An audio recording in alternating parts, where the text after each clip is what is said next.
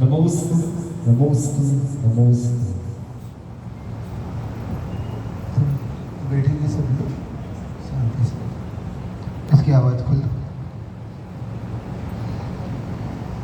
नमोकार मंत्र के साथ शुरू करेंगे। नमो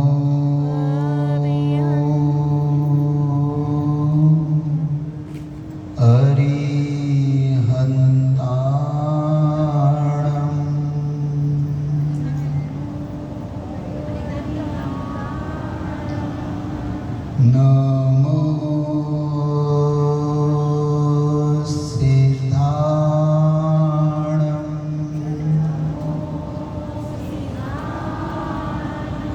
नमो आयर्याणं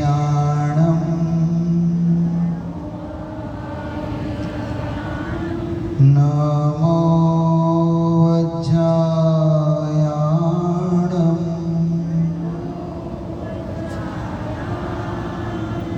नमो लोये सवसाहुणम्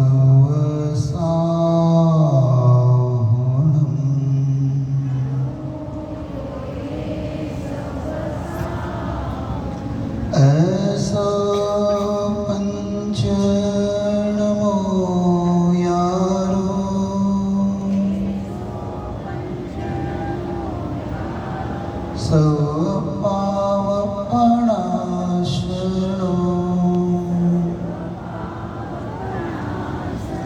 मंगलाणं च सवेसिं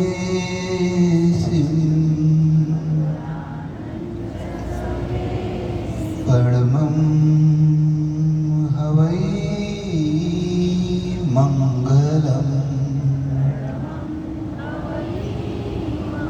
परमं हवै मंगलम् परमं हवै मंगलम्।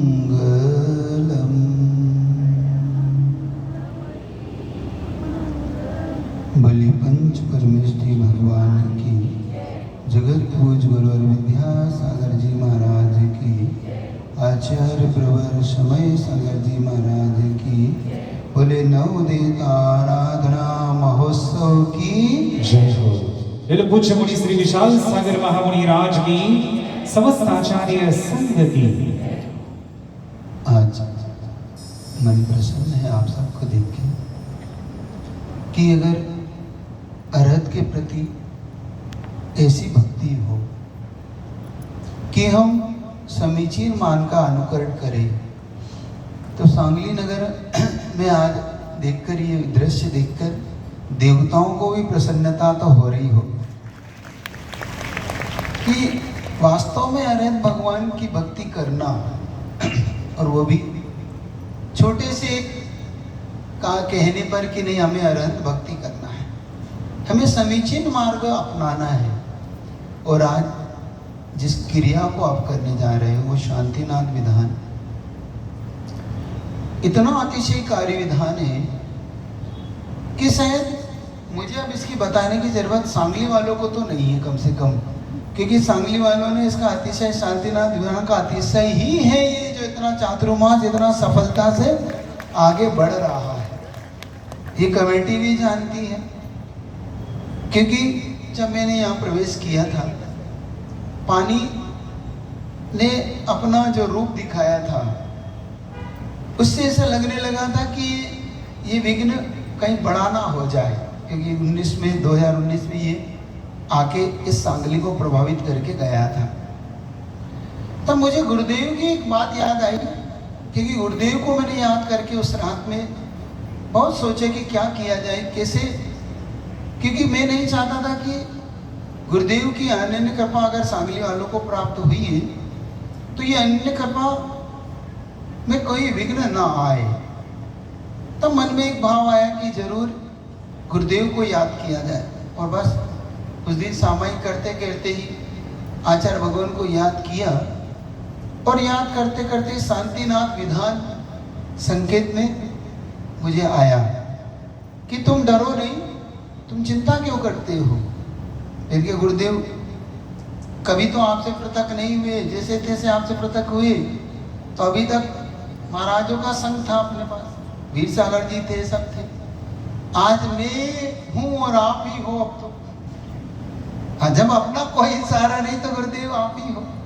तो एक ही संकेत निकल के आया कि तुम चिंता मत करो, तुम शांतिनाथ विधान करो, सब कुछ मंगल होगा। और उस दिन कमेटी से मेरे मन में बैठे बैठे इनके तुम लोग शांतिनाथ विधान की तैयारी करो। वो सहयोग से शांतिनाथ विधान शांति जी ने किया था ना सर, उनका नाम भी शांतिनाथ है। उस दिन इन्होंने शांतिनाथ विधान और फिर एक एक करके अध्यक्ष जी और ये सब सुभाष जी वगैरह सब ने मिलके उस दिन शांतिनाथ विधान को फिर रूप देना शुरू किया। शायद 50 दिन से ज़्यादा चला वो है, जब तक शिविर नहीं लगा तब तक वो शांतिनाथ विधान चलता रहा। और आप सबने मिलके उसको सबने किया। एक छोटी सी घटना आपको बताता है शांतिनाथ विधान की। दादा गुरु ज्ञान सागर जी महाराज के जीवन की ये बड़ी गहरी घटना है। जिनके जीवन में बहुत सारे कष्ट होते हैं, दुख होते हैं, मैं उनके लिए ये विद्या दे रहा हूं आज। आपके जीवन में जब भी कोई कष्ट आए, ऐसी कोई तकलीफ आए जिसका आपको समाधान ना मिल रहा हो, तब इसको जरूर उपयोग में लाना। लेकिन सैंपल नहीं, पहले कह चुका हूं, शांतिनाथ विधान सैंपल नहीं है हमारा, ये हमारा आस्था है, समर्पण है। इसमें सैंपल नहीं कि देख ले कर ले, वो नहीं करना, नहीं तो इसके रिजल्ट वैसे नहीं आते जैसे अपन चाहते हैं। इसमें मुख्य रूप से कुछ चीजें बहुत गहरी से जुड़ी हुई है।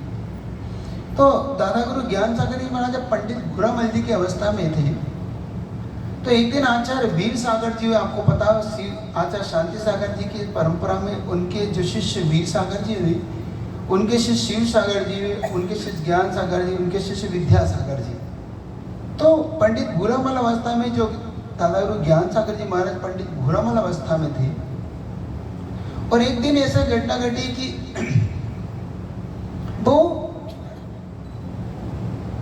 एक वीर सागर जी पास बैठे तो, और एक महिला उनके पास आके कहती है, वीर सागर जी के महाराज जी आपसे मुझे एक बात कहना है। महाराज जी पूछा, बोलो। मैं कल आपसे एक नियम ले गई थी। क्या है का नियम ले गई थी? आर देते समय मैंने नियम लिया था कि मैं रोज भगवान के दर्शन पूजन करूंगी, लेकिन महाराज जी ये नियम मैं वापस देना चाहती हूँ, मैं वापस देने आई हूँ। देखो वो लोग नियम भी लौटाते हैं, परिस्थितियां हैं, क्या कर सकती है। तो पंडित घुरामल जी बैठे थे, उन्होंने सुना, तो उन्होंने क्या ऐसा होता है क्या, बनिए की दुकान है क्या ये, अभी पसंद नहीं है तो ले लिया, पसंद आई तो ले लिया, तो वापस दे गए। तो वो बहुत रोने लगी, आंखों से आंसू आने लगे। तो फिर पंडित जी को थोड़ी दया आई, उन्होंने पूछा, बहन ये बताओ कारण क्या है, नियम क्यों लौटाने आई हो तुम? तो उन्होंने कहा कि पंडित जी बात ऐसी है कि मेरे परिवार में मुझे संतान नहीं है, और मेरी सास, मेरे ससुर, मेरे पति मुझसे इसी बात को लेकर थोड़े से नाराज रहते हैं, और सारा घर का काम मुझसे ही कराया जाता है, और नहीं कराते हैं तो मुझे बहुत सारी बातों को सुनना पड़ता है। अब मैं पूजन करूं कि मैं मंदिर जाऊं कि मैं घर के काम करूं, ऐसे में मेरे साथ बड़ी समस्या खड़ी हो जाती है। तो उन्होंने कहा, बहन एक करो, तुम काम करो, तुम थोड़ा सा पूजन करो, सब अच्छा हो जाएगा। तो कहे, पंडित जी मेरे पास नहीं है, आप समझो मेरे घर की स्थिति बहुत विचित्र है। तो उन्होंने कहा, ऐसा एक काम करो, तुम शांति धारा देख के चले जाया करो, पूजन मैं कर लिया करूँगा, पूजन मैं कर दूंगा। तो उन्होंने कहा कि पंडित जी बहुत स्थिति में शांति धारा भी नहीं देख सकती, शांति विधान भी नहीं कर सकती। आप कह रहे हो मैं पूजन में शांति, आप पंडित जी ने, पंडित घुरामल जी बोले कि तुम शांति विधान किया करो, तुम्हारे को संतान वगैरह सब अच्छा होगा। पंडित जी मैं पूजा तो कर नहीं पा रही, आप शांति विधान की ओर बोल रहे हो। तो उन्होंने कहा एक काम करो, तुम शांति विधान मैं प्रतिदिन करूंगा, तुम बस ऐसा कर लो, मैं गंधोदक भेजूं उससे तुम रोज, और उसका जो मैं मंत्र भेजूं उन मंत्रों से जो गंधोदक है उससे ले लिया करो। तो मैं ये कर सकती हूँ। उसने प्रतिदिन शांति विधान को वहाँ करते थे वो। देखो गजब, जिसको 10 साल 12 साल से संतान नहीं थी, शांति विधान का फल देखना। जिसको 10-12 साल से संतान नहीं थी, शांति विधान के अतिशय से 1 या 2 महीने पंडित जी वहाँ रुके महाराज पास, रोज उनके नाम से शांति विधान करते रोज। और शांति विधान का ये रिजल्ट हुआ कि कुछ दिनों बाद वो गर्भवती हो गई वो महिला। उसका पुण्य इतना तेज हुआ, इतना तेज। आप लोग प्रश्न कर सकते हैं महाराज ये कैसे हो सकता है? देखो एक बात याद रखो, मातृत्व माँ बन जाना एक पुण्य प्रकृति है। संसार में महिला बनना भले पाप प्रकृति हो सकती है, लेकिन माँ बन जाना पुण्य प्रकृति का ही फल है। माँ बनना, उस पुण्य के योग से वो गर्भवती हुई, उसका पुण्य जगा, उसके गर्भ में एक संतान आई। और संतान आने के बाद महाराज वो तो पंडित जी तो चले गए वहाँ से, 2 महीने तक रोज विधान करके चले गए। कुछ दिनों बाद की घटना है, जब उसकी संतान का जन्म हुआ तो देखो पाप कर्म थोड़ा सा उसका अभी भी शेष था। तो उसके पाप कर्म से उस संतान को थोड़ा सा पोलिया होता ना, तो पोलिया हुआ उसको। देखो पैर में होता है ना पोलियाग्रस्त पैर, थोड़ा सा पैर तिरछा हुआ। संतान हुई तो ये दुख हो गया। कुछ महीनों सालों बाद महाराज वो पंडित जी का वहाँ से फिर आना हुआ, पूछताछ किया आप कैसा है, तो बता पड़ा वो आई मिली। बोले क्या आपने जो विधान की उसके पुण्य से मुझे संतान तो हो गई, लेकिन मेरा तो कभी भी कम नहीं। क्या हुआ? पता पड़ा कि संतान को पोलिया है। तो उन्होंने कहा कोई बात नहीं, अब तुम्हें शांति धारा करता हूँ। उन्होंने वहाँ रह के शांति धारा का गंधोदक रोज पहुँचाया। ये शांति विधान और शांति धारा ये तो एक ऐसी परम विद्या है, इन परम विद्याओं को कभी चूकना नहीं। जो लोग, मैं आपसे बार बार कहता हूँ, जो ड्रेस में बैठे हैं या विदाउट ड्रेस में बैठे हैं, आप ना जाने किन किन चीजों का आश्रय लेते हो। ना जाने गंडा, ताबीज, श्रीफल, ये गोद भरा, ये ना जाने क्या क्या आप कितने कितने सटकर्म करते हो। उससे होता है या नहीं होता मुझे नहीं पता, लेकिन मुझे इतना विश्वास है कि अरहत भक्ति का फल तुम्हारे जीवन में जरूर उन्नति का कारण बनेगा, ये तो पक्का है। अरहत भक्ति कभी मिथ्या नहीं होती। देख ले, तब उन्होंने शांति धारा करी प्रतिदिन। शांति धारा का यह फल निकला कि वो कुछ ही महीनों में उसके पुण्य का प्रताप फिर जगा। और जो बच्चा चल नहीं पा रहा था, वो बच्चा शायद मैंने अभी सुना था जब राजस्थान के उधर था, वो बच्चा आज भी शायद वो जिंदा है और अभी स्वस्थ रूप से चल रहा है, जिसके लिए उन्होंने शांति धारा की। इससे समझना, ये शांति विधान, ये 64 विधान, ये भक्तामर विधान जो आप करने जा रहे हो आज से 9 दिन तक, सबसे पहले इनके प्रति आभार व्यक्त करना। आप सब पुण्यवान हो, और ये मांडला आपको दिया है, ये इसीलिए दिया है कि 9 दिन तक इसमें 9 ही विधान को समाहित करके मांडला आप तक पहुंचा है। ये इसलिए दिया ताकि आप इस मांडले पर अच्छे से भक्ति। किसको अभी तक मांडला नहीं मिला? अभी तक कोई है जिसको नहीं मिला हो? हाथ खड़े करो जिनको अभी मांडले तक नहीं। आपको पूजन करना है, हाँ, तो आपके लिए व्यवस्था बना देंगे अभी। तो ये विधान आज भर के करना, और मेरा मन है कि कोई ऐसा व्यक्ति आज इसका पात्र बने, क्योंकि आज आप इतने लोग हो, इतने लोगों का अभी वहीं रखो, अभी कर देंगे, वहीं रख लो, 5 मिनट बाद पहुँचा देंगे। आप में से कोई ऐसा पुण्यात्मा जो आप सब और इस शांतिनाथ विधान का ध्वजवाहक बन के, सौधर्म इंद्र बन के, कुबेर बन के इसका मुख्य पात्र बने। आज मेरा मन है व परिवार सहित यहाँ पर समूह शरण में विशेष उनके लिए टेबल लगाना है, उनको विशेष स्थान देना है। मुकुटमाला से सहित इंद्रदानी वन की कुछ पात्र इस तरफ, कुछ पात्र इस तरफ बैठेंगे और इस मांडले पर उनको कुछ क्रियाओं को करना है। वही पात्र बन के धारा भी करेंगे।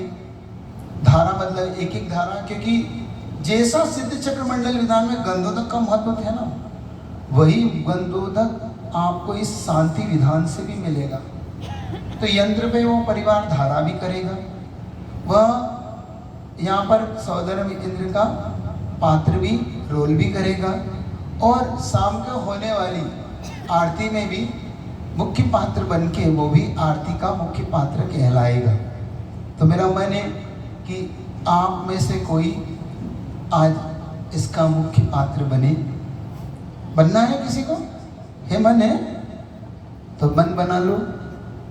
मेरा मन है कि ये कार्य बार बार नहीं होते, और ये सांगली तो पहली बार हो रहा शायद, 9 दिन में पहली बार हो रहा ना ये विधान, इस प्रकार के विधान अच्छी तरह से करो। ये तो संयोग की बात है कि कुछ विशुद्धि इतनी अच्छी है यहाँ पे कि जब जब अरहत भक्ति का अवसर आया तब तब आप सबने बढ़ चढ़ के भाग लिया। ये तो अच्छा है कम से कम। जब जब चाहे 16 स्कारण की लोपी हो, चाहे 10 लक्षण का शिविर हो, सभी लोग ने सराहा इसको।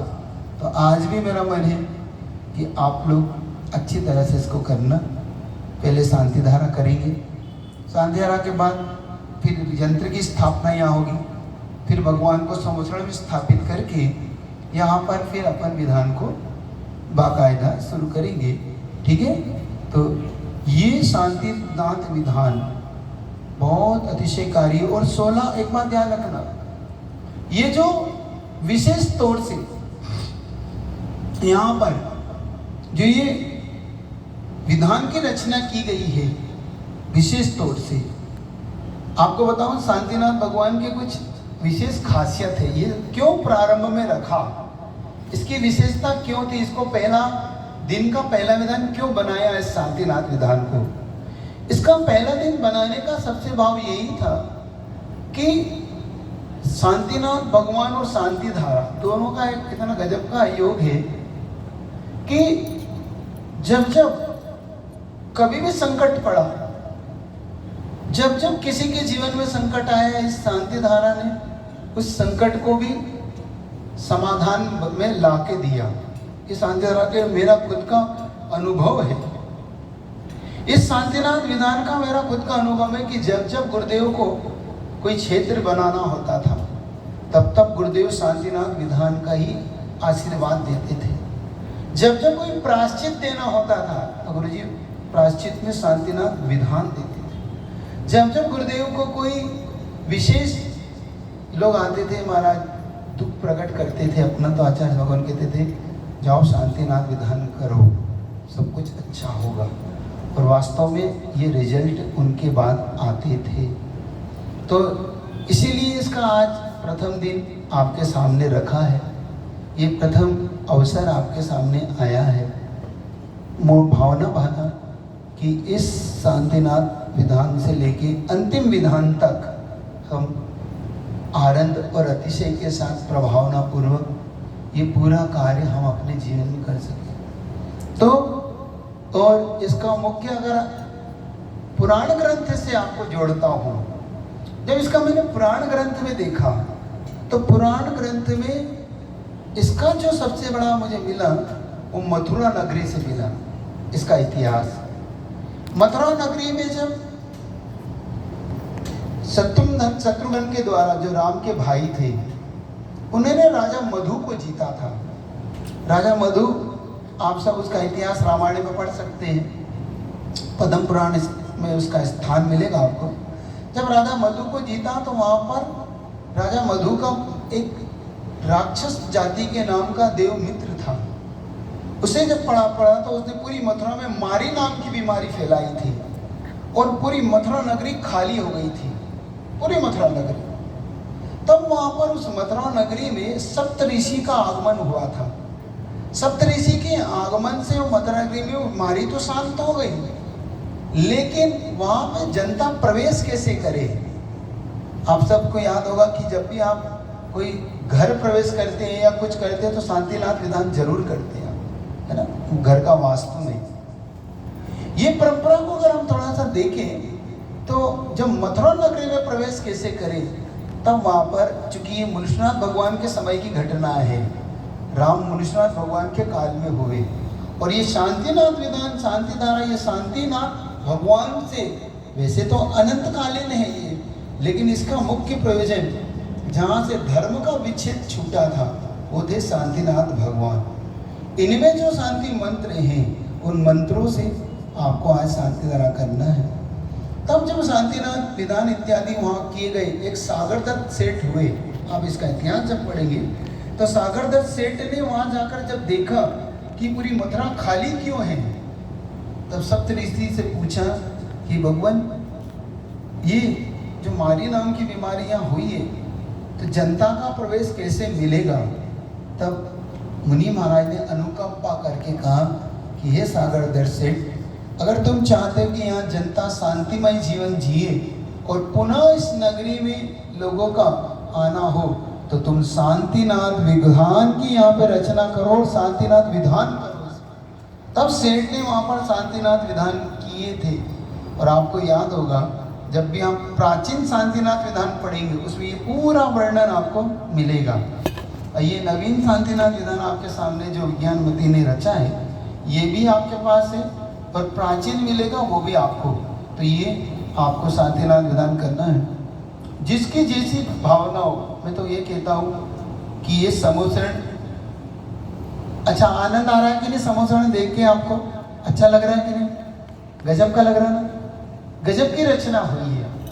विधान की भी बहुत सुंदर रचना हुई है, विधान भी बहुत सुंदर बना है, भगवान का समोसरण और दोनों के बीच में आप लोग बैठे, है ना।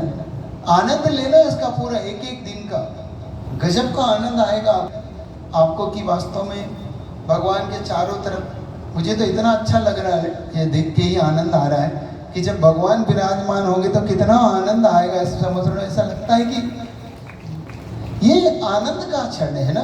इस तरह से आज पुण्यात्मा बनना, जीवन में पाप के लिए तो हम बहुत कुछ करते हैं, लेकिन ऐसी क्रियाओं के लिए मन बनाना